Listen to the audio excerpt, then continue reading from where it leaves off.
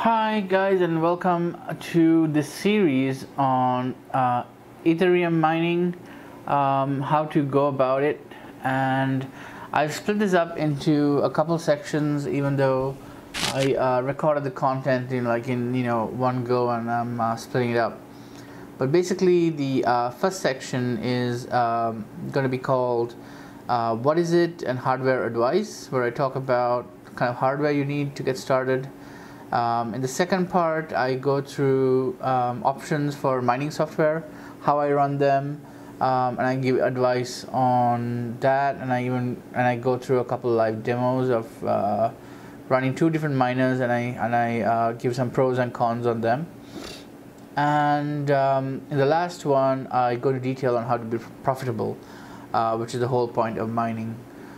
Even though it has been a whole lot of fun just trying it out, given I enjoy tech stuff, and yeah.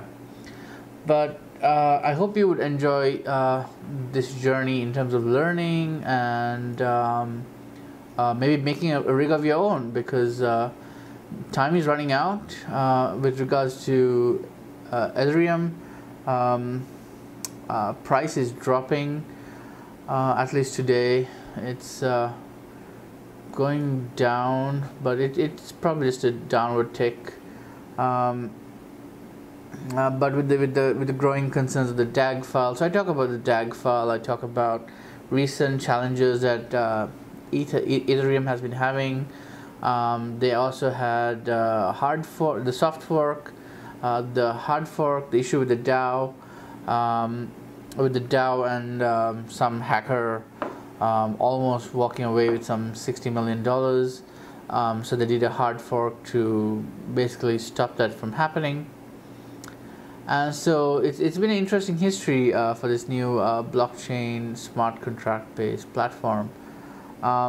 So basically the content that I've prepared is basically stuff I've learned by working on this for the last 2 weeks or so, and I have invested well beyond $2,000 in hardware to get this up and running. So I hope you can appreciate the time I have put in, an effort to make this video series essentially. So all I'm asking for is basically, let me pull up. I don't have, ironically, anything here that's going to do the job to make this large on screen. So I'm going to pull up the most horrid piece of software just to, I never really use Word on PC anymore, on Mac or PC. I use Google Drive, but I'm going to make an exception here. And oh my gosh, there we go. How do you make the font size larger? So basically, I'm going to include this bit of text in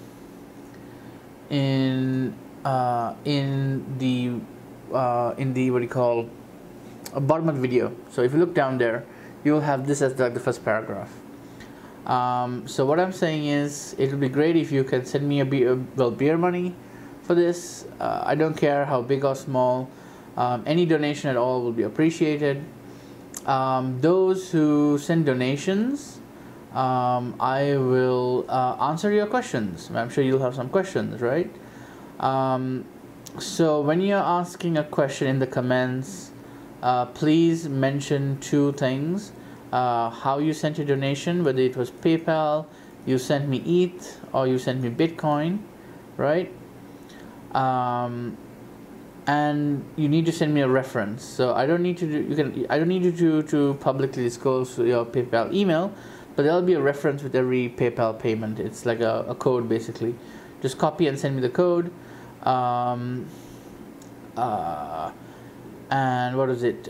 For ETH and Bitcoin, you can send me the transaction hash basically.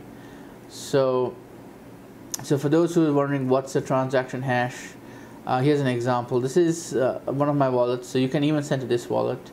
Now I received some funds from Ethminer for mining earlier this day. So if I were to go here, see it says TXT hash.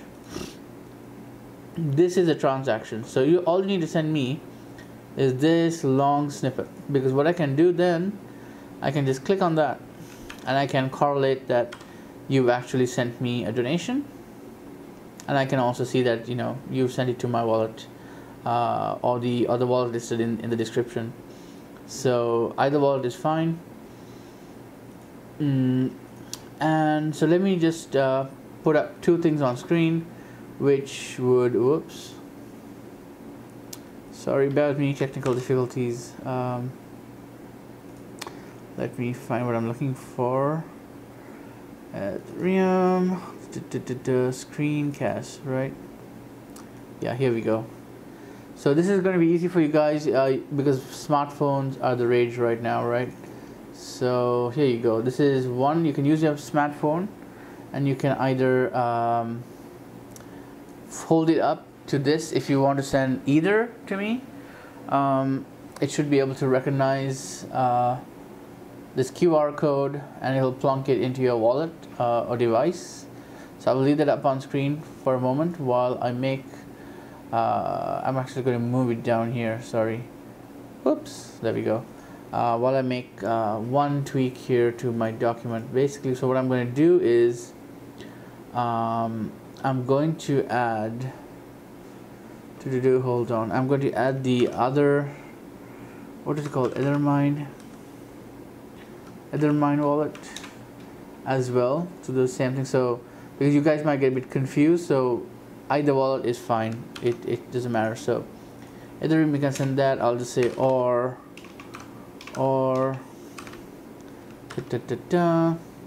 so both wallets are fine. So it's basically going to be that. So I'm going to remove this off screen because it's going to be copied into the videos when I upload them.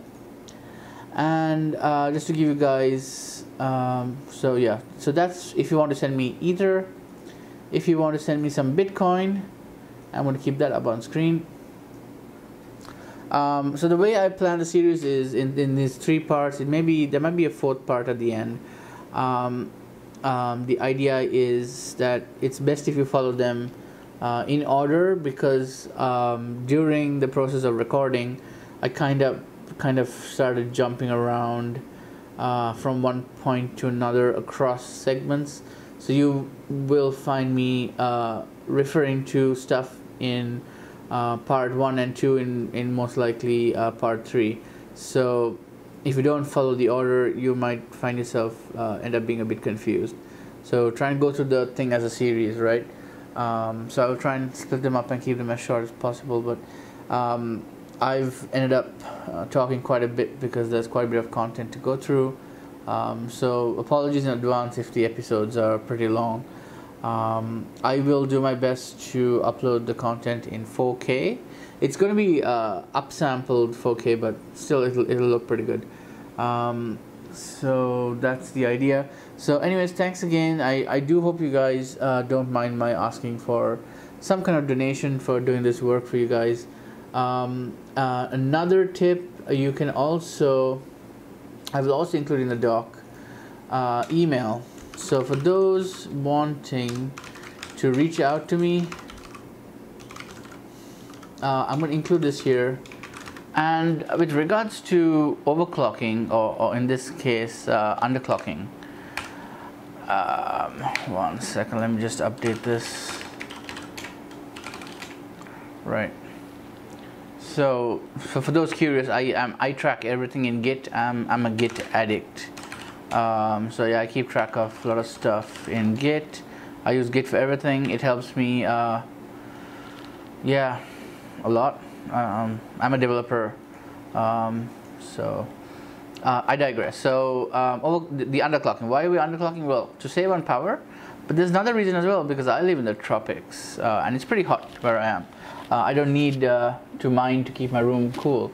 I'm actually running an air condition when I'm working. I actually run an air conditioner almost 24 hours a day sometimes. In any case, so another advantage of the power limit reduction. Now this is looking at the 1070s on the Skylake rig. The fan, well, let me actually go back.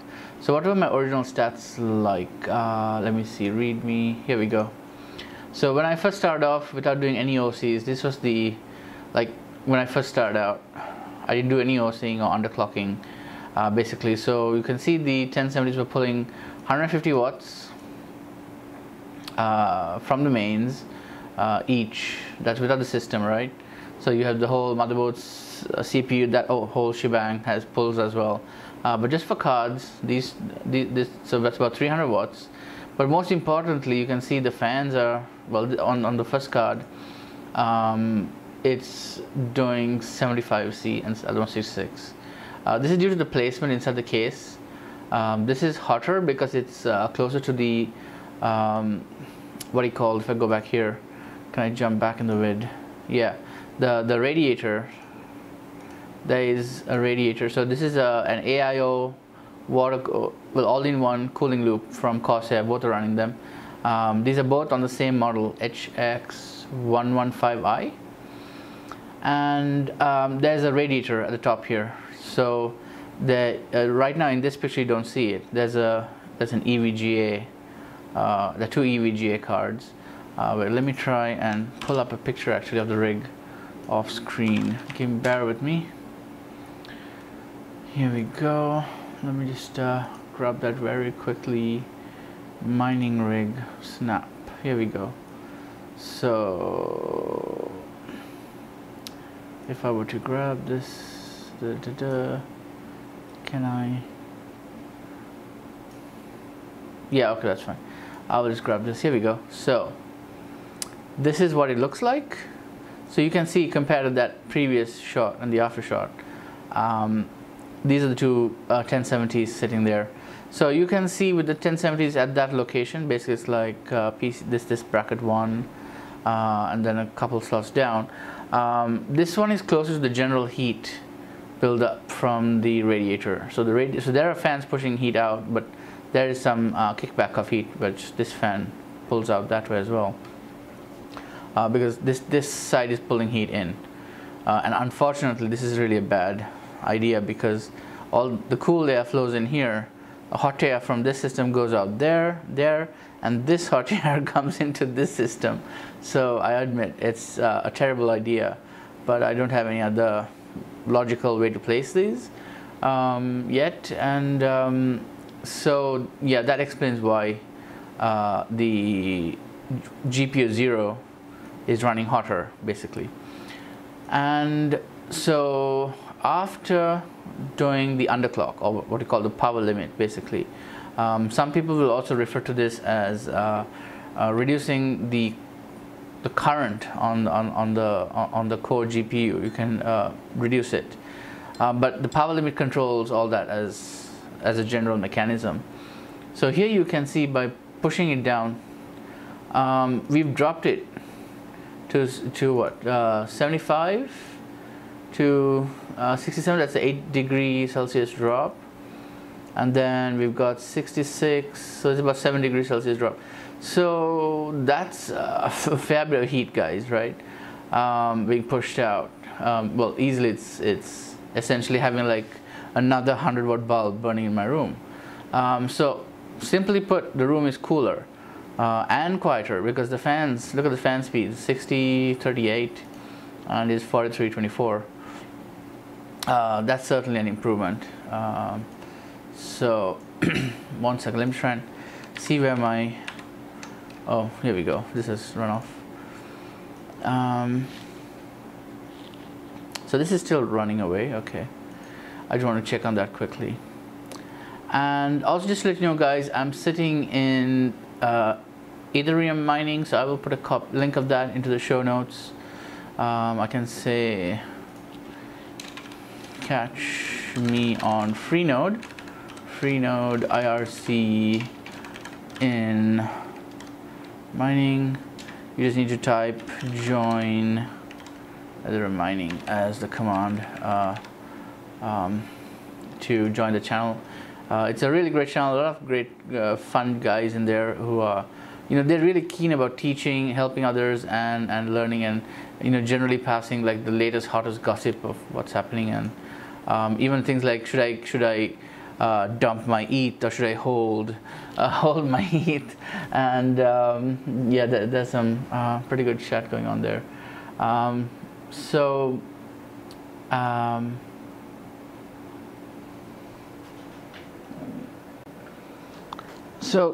guys, I promised to do a live demo of using a different miner, right?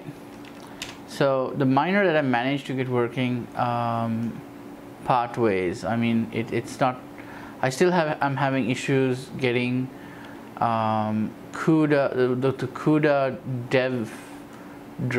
dev libraries and stuff installed correctly. I have made a lot of progress to that end. Basically, if you grab the Ubuntu default packages, it installs version 7.5 when I want version 8. So there is a PDF by NVIDIA themselves giving all the instructions, and I've successfully installed 8, which I can prove to you guys. But I just do nvcc version. Wow. Oh yeah, that's why. What? That's interesting. Hang on, I'm so sure. Which nvcc? That is very strange. Oh, right. I think I know why. It's because it's not installed there. It's in a different place. It's not a package. It was done by hand. So let me check. You can see this is the process I went through multiple times, cleaning and reinstalling it. Go previous. Oh, I can go back. Lucky. So it's user local CUDA. Oh, here we are. User local CUDA 8. So it's going to be in there. I haven't set the path stuff. That's why. So if I go there, ll bin grep nvcc. Oh, there we go. Right. So I can do bin nvcc version, right? So here you can see I've got the right version here, which is what I really want. And let me just clean up the screen because it might be too much for you guys to see at once. I'll just do a clear and show you this. You can see the apt-get based installs. There's nothing to do with 7.5. I removed them all by hand. And even so, when I try to build the miners from source, I probably have to give them the path to find CUDA 8 correctly. That's probably where I'm going wrong. So long story short, let me go back to bash o. So I'm going to, well, before I do that, let me keep running. I want to show you guys the miner I'm going to demonstrate. So this is called Ethminer under Ethereum mining. There's another one. Let me show you 1 second. It's called Genoil. This one. Genoil CPU Ethereum. Now, here's an interesting thing, right? Do not confuse yourself. Because I'm a dev and I follow proper GitHub practices. A fork of a repo is usually a progression of a code base, but this is an ETH client. This is something that has to do with sitting on the Ethereum node system. This is internal to the blockchain of Ethereum. This has nothing to do with a miner, which is crazy, and that totally confused me. I spent about an hour getting this compiled and running, and I was pulling my hair out. So this is the, yeah, we go, Ethereum miner with CUDA and Stratum support. This is the correct one. So I've been having trouble with this. Reason because the dependencies aren't managed properly. Whereas this project, they've taken a very good approach. They're using Hunter, which is a package manager for C++ and CMake and stuff. So that's the reason I was able to compile. Ooh, 1 second. Enable CUDA mining off by default. That, oh, hang on. So That explains a lot right now, because okay, I missed this in my compile. Ouch. Right. Okay. Anyways, so for the purpose of this demo, at least I can recompile it. I just want to show you. This is a custom script that I put into the source folder. So you just go here. You can either use Git and clone it yourself. You can do a clone. I use the SSH part because I'm hooked up to GitHub. Or you can just download the zip file and copy the file. So you basically end up with all these files, which is what you see here to the most part. But you don't see this file, mine, because I created it. So let's look at my custom script, my shell script. So again, you can see I've added my bespoke overclock settings. Co-clock is being confirmed as not being clocked essentially. And this is the path where I'm building the final Ethminer program, the binary. So this means this is just a recheck command. This should be changed to U because G means use OpenCL and U is for CUDA. So once I recompile it with the correct flag, it should work. So right now it's running on OpenCL, which is still performance is quite good, but I prefer to use CUDA.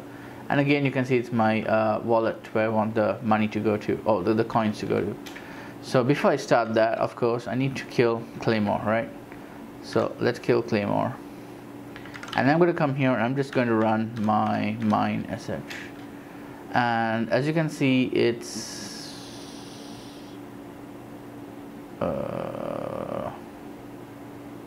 wait, what? It can't connect to the host. That is interesting. Wasn't that connected to the same host in the previous one? EU wine.ethermine 444. That is very strange. Oh, sorry, what I'm typing vim commands. Okay, let me just check if there's anything wrong here. EU1. Yeah, this is working fine the other day. But yeah, I think it's just my connection being flaky today. Let me try one more time. Oh, that is just terrible. Oh, there you go. The DNS resolved. Right. So let me just stop the flood on the screen and scroll up. So you can see using platform NVIDIA CUDA, using device blah blah blah. Found suitable OpenCL device. But I've given basically OpenCL. You can see it's using the OpenCL miner, so I'm sure there would be a CUDA miner in the end. Let me just go back in. Oops. Go back. Yeah, so you can see saying OpenCL. So you can see it's clearly OpenCL and it's not CUDA based. And you can see it's got. This is how it says. Trader received new job. I'll let it run live. Oh, there you go. We got a solution. We got a share. There you go. Solution found. Submitting, and that's the nonce. And it says, oh, smiley face. Submitted and accepted. So that's good. If you get the smiley faces, it's brilliant. So one trick I can do to this, yeah, you can basically grep. I can grep around the submitted accepted. Just watch that rather than watching the whole flood. So let me show you a quick trick. You can do mine, and then you can do grep dash. C means I just want to see two lines above and below, and I'm grepping around accepted. So it's going to run again. Now we basically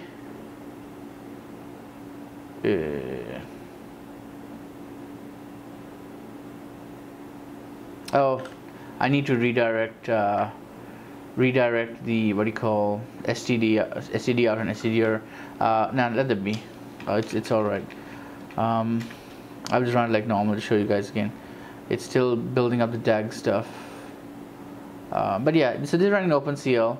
So this is basically where it's placing the DAG. It's uploading it onto the GPU. That's that initial part, and now you see it's running. So what's interesting here, I'm actually getting a faster performance, 62, right, versus 60. So I'm getting 2 megahashes more.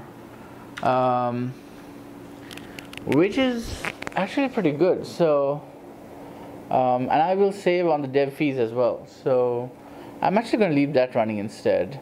But there is one downside. I'm going to have more power draw. That's something I didn't mention last time. If I type htop now with the Claymore miner, what happens is I find my CPU has zero load, meaning my server can actually do server tasks. I am actually running some server stuff on it. So just to show you guys, I can do docker ps. You can see I've got a Twitch streaming container. I've got something called Portainer, which just lets me, like an admin, I can visually just look at the Docker containers. And I have an Ubiquiti cloud key running on this as well. But now that I'm running the non-Claymore miner, you can see two of my cores, because it's a let me remember. Oh yeah, this is a 6700K Skylake. I call this Skylake because of that reason.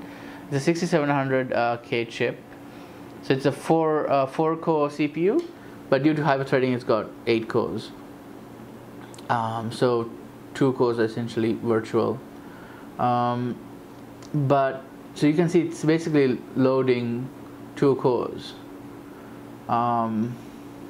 So I'm not entirely sure if that's a good thing, because it basically means for the cost of 2 mega hashes, the system power draw is going to be higher than Claymore miner. So I'm not sure if essentially it's going to cost me more in the long run in that sense. So here the question to ask is, if I were to put it down like into a formula, right? The problem is this: you can run Claymore.